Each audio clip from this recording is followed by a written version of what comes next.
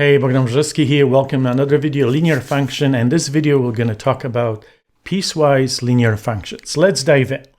So, quick sort of introduction. What is a piecewise linear function? Imagine you have several lines put together.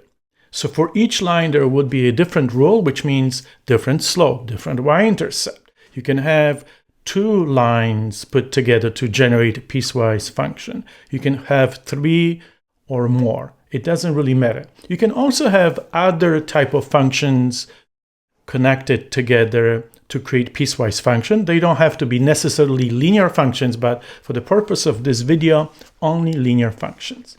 Okay, so visual representation. Imagine you have three line segments put together.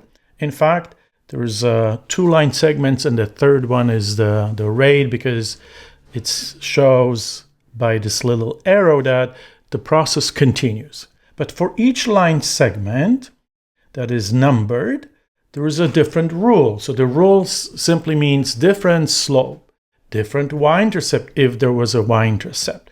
And the domain is the interval for which each rule does exist. So that's sort of the input, independent variable. Input is the domain, and the output would be the rule that is applied for each particular portion of the graph. So the second rule would be considered on the second interval. So that will be the domain that marks sort of the transition all the way to this point on the x-axis.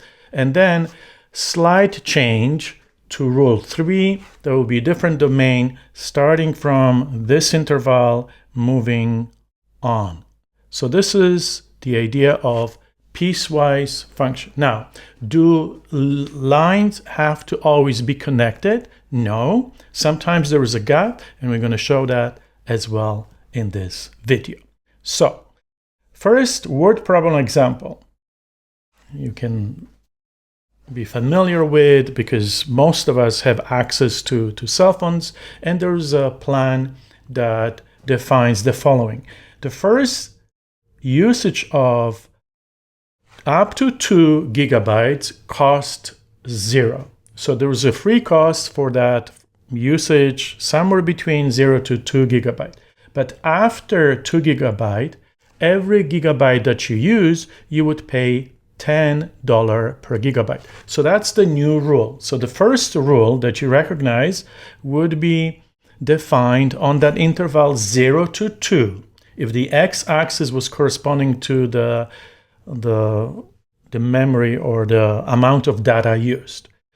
Now, the rule changes at 2, because starting from value which is more than 2, the rule changes, so the direction of the line changes as well. So now we have pattern recognition. The first rule is a horizontal line you can kind of appreciate on that interval 0 to 2, and then the lines start kicking in. So the behavior is showing a increasing line for the second rule and flat horizontal line for the first rule. So let's try to put it together. So how would you define the rule given the information in the word problem? By just making the following observation. The first rule says 0, so there's no change, no rise, no fall. If you sort of remember the concept of a slope, so the y1, the rule 1, part of the graph would be 0 only for that interval. So the domain of the function is 0 to 2. So hopefully that makes sense. And then once you reach point 2, then you start increasing at $10 per gigabyte. So every time you use another gigabyte beyond 2, you would be charged $10. Now, where is this formula coming from, x minus 2?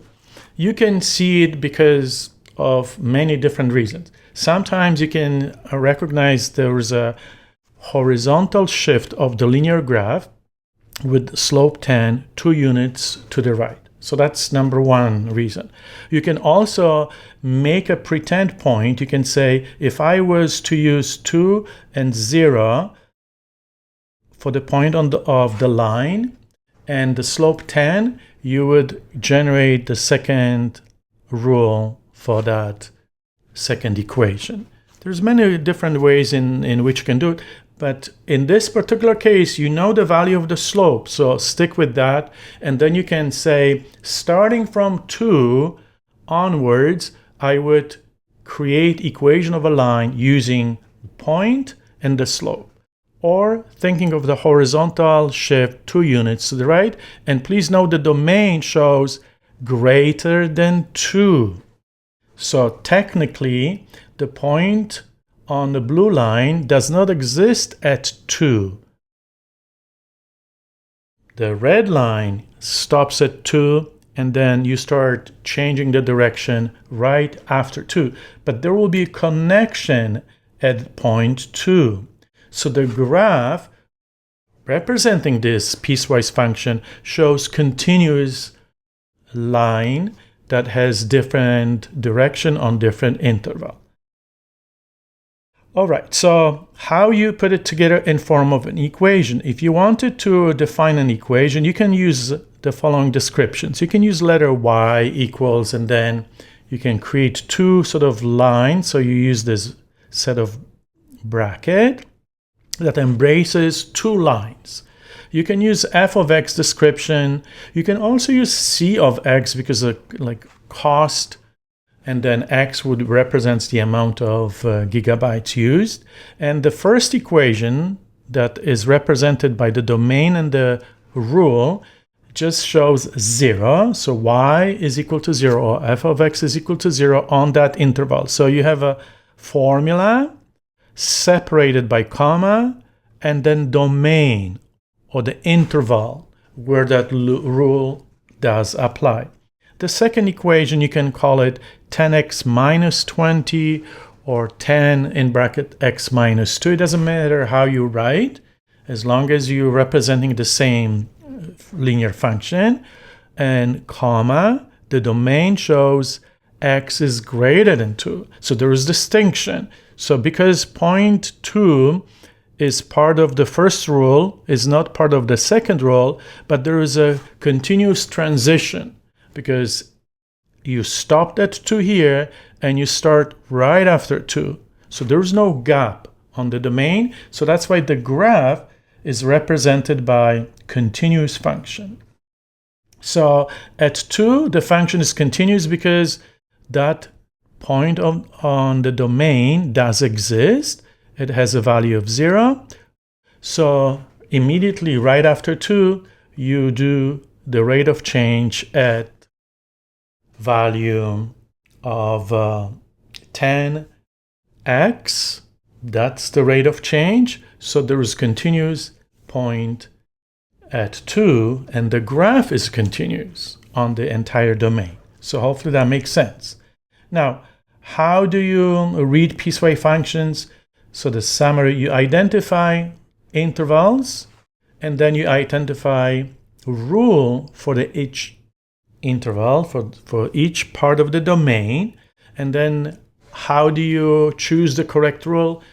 In the context of linear equations, you have to come up with the equation of a straight line on given interval. So you will always have enough information in the word problems or in the formula already provided so that you can put it together and understand how does function look like and how this piecewise function is represented by the one sort of statement that combines everything together.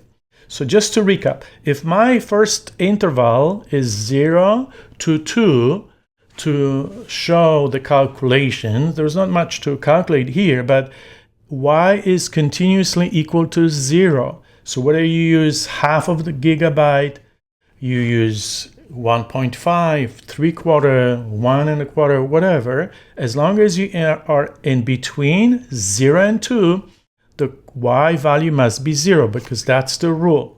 So for example, if you choose randomly any number between 0 and 2, say x is equal to 1 gigabyte, no cost. Now, if you choose any other number greater than 2, then you use the second formula.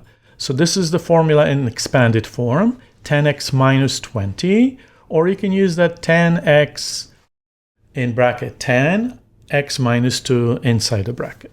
So for example, 3 GB was used, then the charge looks like follow. 10 times 3 minus 20, because the first 2 GB are at cost 0, so you have to remove that $20. So that makes sense. So 30 minus 20 gives you 10. There you go, $10 for 3 GB of your plan. So hopefully that makes sense now.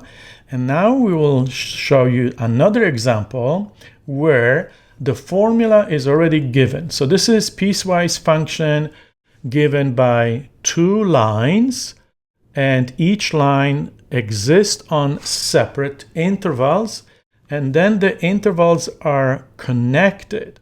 So there is like left side is less than 0, and the right side starts from 0 onwards.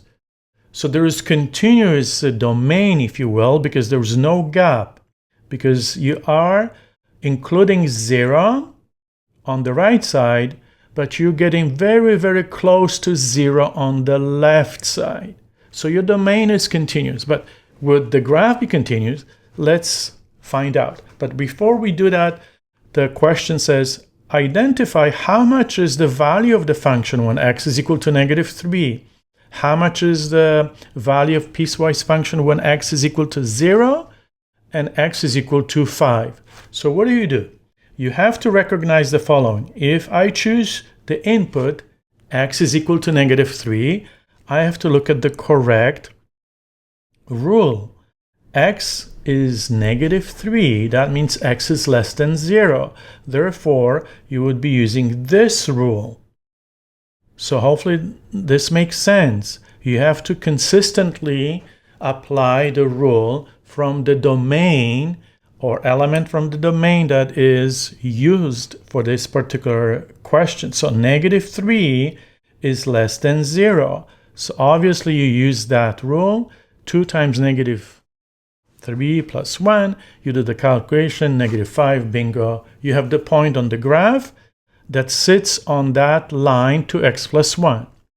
If x is 0 and you want to calculate how much is the value of the function, so you have to observe which interval this falls into.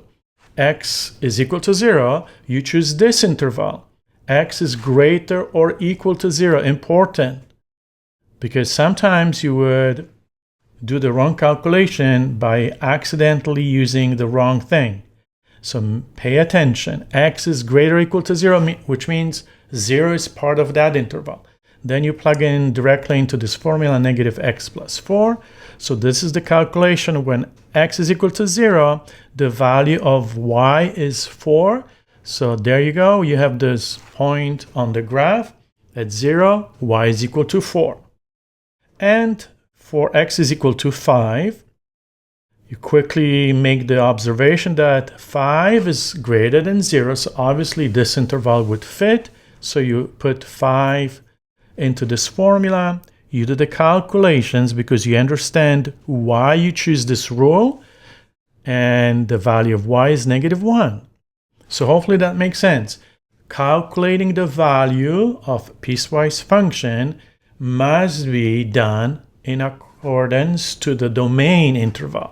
It's not like a random sort of guesswork. You now appreciate the knowledge of where's my domain, which interval that element from the domain falls in, so that I can plug in into the right rule to find the value of the function. And the graphical representation always consolidates beautifully, so you can see and actually appreciate why -3 and -5 fits on that red line. Because this is 2x plus 1 rule that is applicable to the value of x when x is equal to -3. Then the next value, when x is equal to 0, see, you have to use the second rule, -x plus 4, the blue portion of the graph.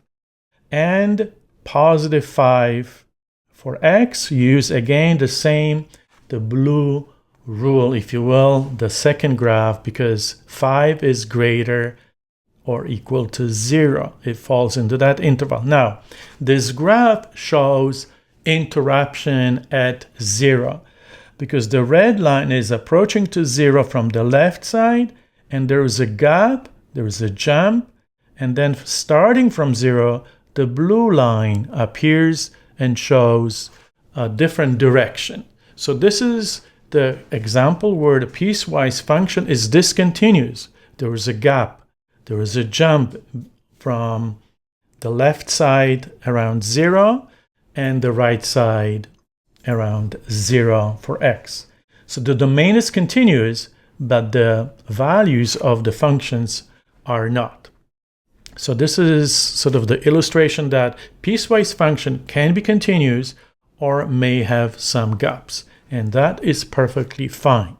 So hopefully this video gave you the beautiful overview on linear piecewise functions. You're going to do this example and exercise to solidify your learning. Thanks for watching. We'll see you again. Bye for now.